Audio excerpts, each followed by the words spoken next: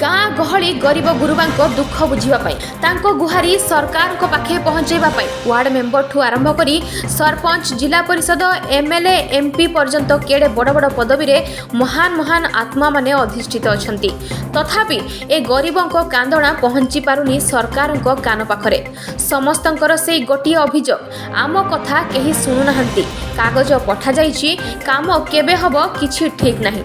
बयसर अपराह्न ए वृद्ध व्यक्ति माने अनै बसिचंती वार्धक्य भत्ताटिककू हेले तांको भाग्य आउ भागरे केवल निराशा एवं दुख लेखा कथारे अछि चेई सोइथिबो जिए ताकू उठेबो किए।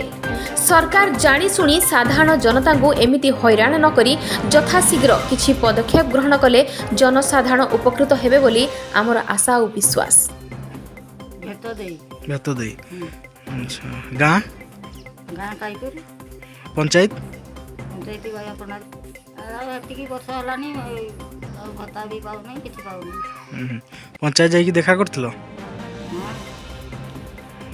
कौन कहले सामने दैछन बोलंदी दैथाउन काहे जाइकी नाही जाई के तमे किंतु नेकी देइछ कागज हां परमणा दे आइता केमती चोलजो माउसी केंदी काम मजूरी करी केउझर जुनेश महाकुड़ रिपोर्ट राजधानी न्यूज।